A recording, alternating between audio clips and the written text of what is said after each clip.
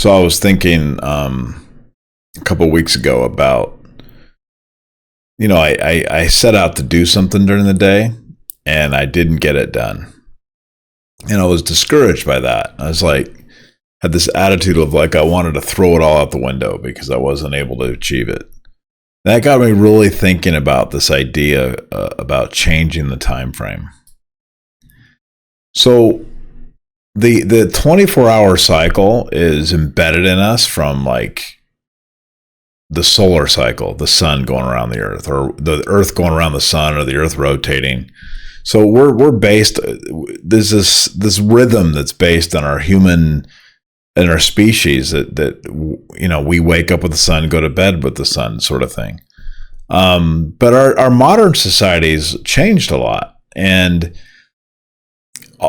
also people are just different. Like, we come from a vast background of different people and cultures, and our work demands are differently than ever. Not everybody's a 9-to-5er, right? So that leads me down this path of thinking we need to have a structure, a timing structure that's based on our needs, or when we're the most productive. Like, I've got it in my head that, work starts at 8, ends at noon, resumes at 1, quits at 5. And so I have a hard time breaking away from that because I think that anything else is just not good enough. Well, that's just false. This 24-hour day cycle, although is the way, maybe the rhythm behind our sleep patterns, which we should probably maintain, it's not the rhythm that we need to maintain for tasks that we do or for habits we form. So we've got it in our heads that a habit needs to be every day, or we need to do this on a regular basis. And so we automatically assume that regular is once a day. Well, there's a lot of benefits to changing the time frame.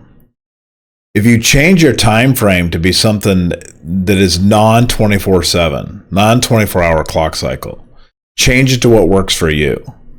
You'll get increased productivity, so you can have your working hours when you're the most productive.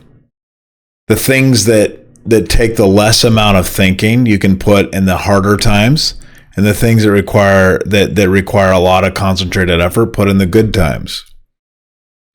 It also can improve your well-being. I get stressed both mentally and physically when I can't get things done in my cycle of time. So if I can't get it all done in 24 hours, make it something else. And by so doing, your well-being can be improved. Also allows to improve creativity. If I dedicate the time structure around when I'm the most creative, then I'm no longer constrained in this, I have to get all my stuff done before 8 so I can start working. It also gives you a greater autonomy. I mean, who says that you have to, work on certain things during certain times? No. You should get the outcome done, irregardless of when, but as long as the outcome is done, do it in a time frame that fits you. So, in my opinion, I've tried to go to a weekly structure. I mean, I learned this a long time ago when counting calories. I was doing this daily counting calories thing. And it was okay. The problem with it, though, is I discovered that on weekends, I ate more calories than I did during the week. So that was horribly stressful for me. So rather than continuing to allow myself being stressed out by eating less than 2,700 calories a day or whatever it was, I just did it by week. So as long as I was under the amount of calories for the week, it didn't matter what I had during the day. So that was another way of just changing the mode of thinking, had a great impact on me. So I think we can embrace a new perspective on time. And by so doing, structure our lives around what's best for us. Now, you still have to be accountable. You still have to do things. You still have to show up. But perhaps the time frame, it can be less stressful if you make it not just the 24/7 cycle, but something more suitable to you. Thank you.